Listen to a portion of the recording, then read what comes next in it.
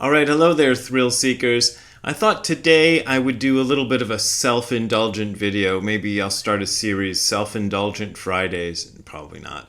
But, okay, the only Buddhist takeaway of today's video is going to be, it's stupid to be jealous or envious. So there you go. If you wanted the Buddhist message and you don't want to see the rest of the video, that's it. That's the whole thing. So, some of you may have noticed that yesterday I put up a video in which I did a cover of the Nirvana song About a Girl. And it's up there as a separate video, and it's at a little snippet of it is at the beginning of the video from yesterday. And here's a little tiny snippet of it just in case you don't want to go watch that video. I'll just put a couple seconds here so you can see it. I'm taking advantage while you hang me out to dry, but I can't see you every night for free. I do.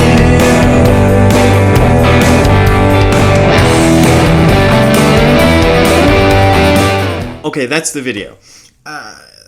You might have noticed I brought out a guitar I haven't put in any of my videos before to use in this video.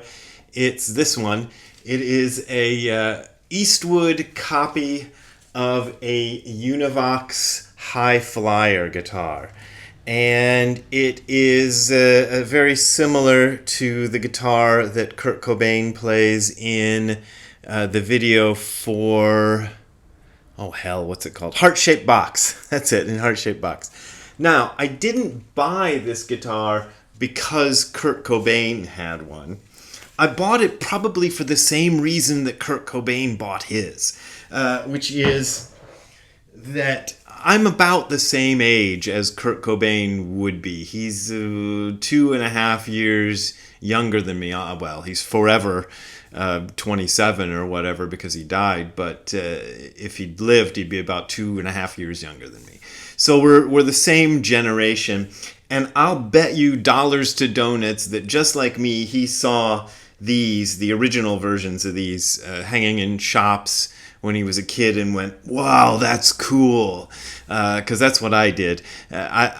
Back in those days, I bought a lot of my music, like I bet Kurt Cobain did, at thrift stores, like Salvation Army and Goodwill stores, and there were always a lot of Ventures albums.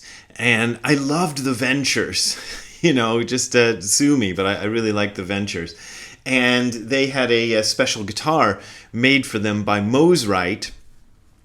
And this, the version that Kurt Cobain has is the Univox. It's a Japanese copy of the Mosrite that was sold in Japan back in the old days. And then this one is actually made by the company Eastwood. So it's their copy of Univox's copy, because Univox went out of business a long time ago, so this is a copy of a copy. Anyway, the thing about Kurt Cobain is I feel like I have some kind of a weird...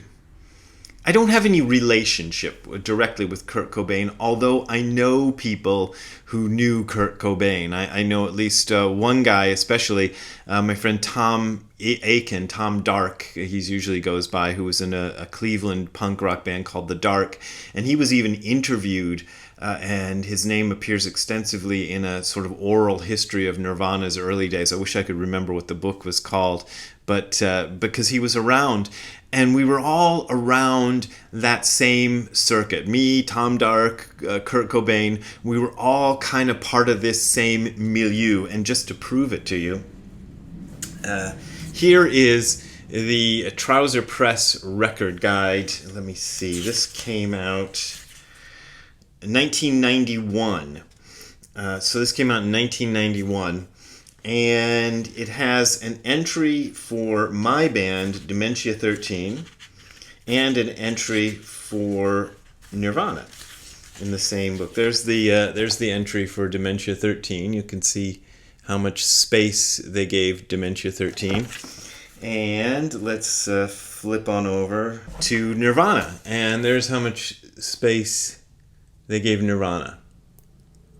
So, as you can see, the Trouser Press Record Guide gave about 3 times as much space to my band as they gave to Nirvana back in 1991.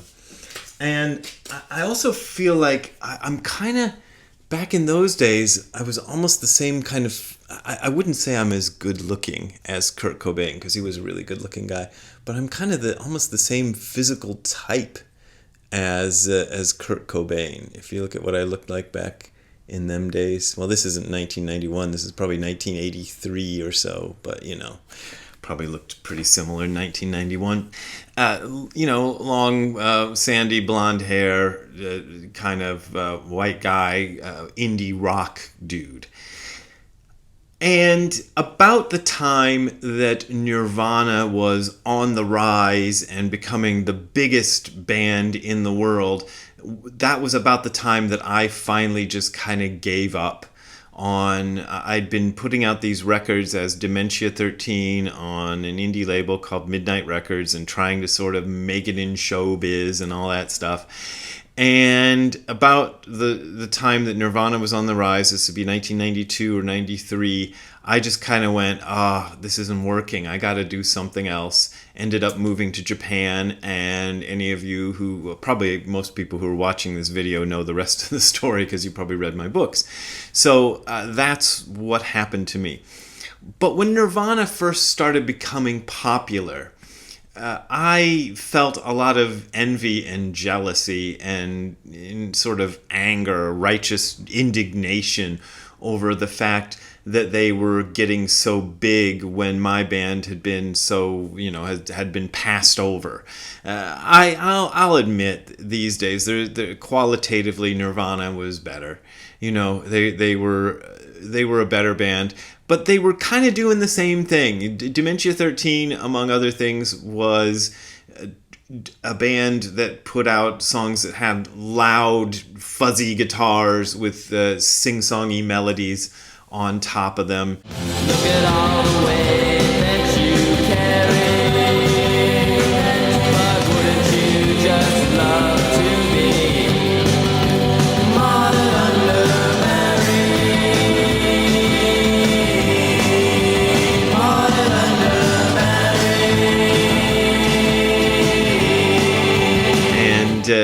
And so it was the genre was similar. Our backgrounds were really similar. Same thing of going through the hardcore band circuit, and then getting into psychedelia and the Beatles and melodic stuff, and then trying to make a blend of that. There were a lot of people doing that in those days, and particularly like the Pixies and Sonic Youth, I guess, to a certain extent. But the Pixies were always more melodic, and my favorite band of that era, Teenage Fan Club, certainly were doing that. So there were a lot of us doing that, but Nirvana was the one that got big. And there was a point in my life when I was just like, I'm defeated, I'm giving up, everything is blah. I'm just going to move to Japan and try to start a new life. And I'm pretty happy with how it turned out. But at the time, it looked pretty dark and pretty dismal and like a last-ditch attempt to get things going. I was suicidal at the time. I've talked about this on the channel, and I kind of chose going to Japan as a reasonable alternative to suicide because it was a way to make a clean break from my past and just start everything over again, like press the restart button on my life and try to get something else going. But the point of the video, the point that I'm trying to make here, is about jealousy and envy. All that jealousy and envy that I felt toward Kurt Cobain, which wasn't intense, I'm sort of making a little bit more out of it than it actually was, just for the sake of the video, because I actually kind of liked Nirvana when I heard their songs on the radio, because they were so much better than anything else that was going on the radio, and I thought they were a pretty good band. I'd never bought any of their records until much, much later, like after Kurt Cobain had died and everything else, and they started putting out like deluxe editions, and I thought I brought it out, but I didn't. After they started bringing those out, I actually bought some Nirvana product. But back in those days, I didn't. Because it was all over the radio. You didn't need to buy it. So as far as I was concerned, and I was busy buying Teenage Fan Club instead. But all that jealousy and stuff I felt was, okay, there was a lot of similarity between us. In fact, even down to really minute things that I think are kind of weird. For example, Kurt Cobain, when Nirvana got a chance to do MTV Unplugged, he got his choice of a special guest to bring on, and everybody, I guess, at the record company wanted him to bring on somebody from Pearl Jam or Soundgarden or something. But instead, he brings on the Meat Puppets, and the Meat Puppets are a band that Zero Defects had played with back in like 1983, back around the time that picture was taken. Hell, that picture could have been taken at the Meat Puppets gig for all I know. I mean, that's pretty much what it looked like. That was the Dale, the place where we played with the Meat Puppets at. And I had loved the Meat Puppets album, Meat Puppets 2. And I'll tell you what, if I'd been in Kurt Cobain's position, I wouldn't have just picked a similar band. That's the band I would have picked. I would have picked the Meat Puppets to come on with me. And the songs that they did, which was Plateau and... what was the other one? Anyway, Plateau was always my favorite. He picked 2 songs and asked them to do these 2 songs. And they were my 2 favorite songs from Meat Puppets 2. Exactly the same song. So when he died... This was a big wake-up call. This was during my first year in Japan, and things were going fairly well for me, but I was still in that mode of feeling like, I gave up. I gave up my, attempt to be a rock star, and now here I am doing a regular job with a bunch of people, and, I had a little band and stuff. But, I'd been on the cusp of something. At least this is what I felt. With I had 5 albums by that point out. And, I'd gotten some press and everything, but it hadn't worked out, and here I was. And then when he died, that was such a shock. And I remember thinking, and just kind of the realization kind of hit me in the face of, that's probably what would have happened to me if I'd gotten that famous that quickly the way he did. I mean, I never was as much of a drug user as Kurt Cobain, and that certainly played a big role in what happened to him. But I could have done that. I probably would have spiraled into drugs. I was saying the same thing to my wife last night, and she said, "Oh yeah, Courtney Love probably would have killed you." Anyway, but probably, yeah, I probably would have just gone the same route, and I wouldn't be here today.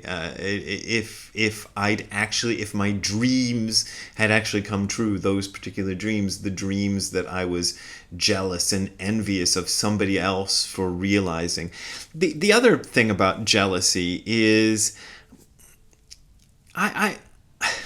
it's not, I could sit there and go, yeah, I could have been just like Kurt Cobain because of all the factors I told you about and the ways we were alike. But we were very different in other ways.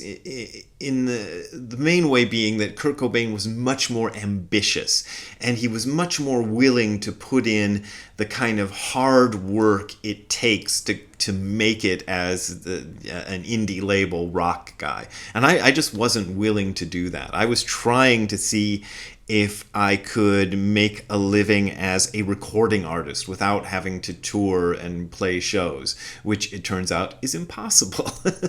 At least impossible for me. And I don't think it's really possible for anyone. I'll take that back now. But most of the people who are musicians who just put out records and don't tour, for example, the Beatles, but there are other examples of people much less famous than the Beatles who do that. They started out doing a lot of touring and did that hard work in the beginning of their career, and once they built up an audience, then they retreated into the studio and just put out studio albums. So I didn't even do the initial work. So he got the karmic consequences. I was going to say rewards or consequences. They all have a kind of a meaning. And karma, I don't think really has meaning. It's not a reward. It's not a consequence. It's just the outcome. It's the outcome of what you put into the machine. So he was willing to put that stuff into the machine, and he worked hard at it, and he had a natural born, God-given, if you will, talent for writing really good songs. Probably better than my songs, What can I say? I think my songs are good, but not maybe not as good as Kurt's. I don't know. That's all a matter of personal taste. Probably not as appealing in a wide way. I don't think I was ever able to write something as appealing as Smells Like Teen Spirit. Oh, here's something I wanted to put in the video. Almost forgot. So Smells Like Teen Spirit, go on YouTube and type in Smells Like Teen Spirit Devonshire Mix. It was released, it was the original mix of Smells Like Teen Spirit, and it was never released until they did a 20th anniversary box set of Nevermind, and it just utterly stomps on and kills and smokes and smashes to ruins the mix that you've heard on the radio all these years. It is so much better, and it shows you how much difference a mix can make and how much difference record company interference can make. I guess maybe part of the reason for the success of that song is that they remixed it, the clowns at the record company, and toned everything down and smoothed it all out. But that original mix, it's the same recording, but it just kills it. You'll never want to hear the radio mix of Smells Like Teen Spirit, the normal mix, ever again once you've heard the Devonshire mix. So go listen to that. Anyway, you've learned something from this video now. But that being said, he put in the work. He got the karma from that work, and the karma probably from, if we believe the Buddhists, the karma of multiple lifetimes of whatever the hell went into making him what he was. And I was not that person, and there was no way I was going to be that person. And as it turns out, things went a lot better for me, because the fact that I did not make it in the world of rock and roll is what propelled me to go to Japan, and what ended up having me meet Gudo Nishijima Roshi, my Zen teacher, and do the practice that I did and come to the realizations, such as they are, that I've had. And then it led to this career, which is, I'm happy. I'm not as rich as Kurt Cobain, but I'm doing about as well as I want to be doing. I don't think being wealthier than I am now would make me any happier. And I don't think being more famous than I am would make me any happier. In fact, the small degree of fame I do have mostly just makes me miserable. I mean, God bless all the people that come to see me and sit retreats with me and everything. But I'll tell you what, a lot of the times I'm super uncomfortable with it. When people are beaming up at me like, oh, there's Brad Warner. And I'm going, oh God, really? just stop. So if you meet me and you feel like doing that, I understand, because I met Gene Simmons, and I was like that when I met Gene Simmons. I met Robin Hitchcock, not as famous as Gene Simmons, but one of my singer-songwriter idols, and I was just exactly that way. I was just like, so I get it, and I understand, and I sympathize with people who are like that around me, but just for my sake, if you meet me and you feel like that, try to rein it in. Try to rein it in, and I'll feel a lot better to talk to you. Because that stuff just makes me really uncomfortable, especially praise and like, your books changed my life and stuff. Oh God, I hate hearing that. I really do. I mean, God bless you for saying that, but I just don't like to hear it. Anyway, so that is my self-indulgent video about Kurt Cobain and my Kurt Cobain connections. I feel like there, but for the grace of God go I. Did I say that already? I don't remember. Anyway, this guitar though is groovy, and it's just the thing that I was like, and just seeing in guitar shops when I was a teenager, going, oh man, I want me one of those. And I finally, at the age of 59, managed to get one, because they're really hard to find these days, and when you find them, they're super expensive, and this one wasn't. So I was kind of lucky to be able to find one that wasn't super expensive. Well, because it's a copy of the original. But, I'll take a copy. Copies are good. Anyway, there you go. If you want to send me any donations after seeing that, I wouldn't send me a donation after seeing that. You can go to the URL that you're seeing below, which is hardcorezen.info/donate. That is hardcorezen.info/donate. That's where you'll find my PayPal and Patreon links. That's how I make money, not by royalties off of Smells Like Teen Spirit or anything like that, or royalties over the Dementia 13 albums, which I never got any.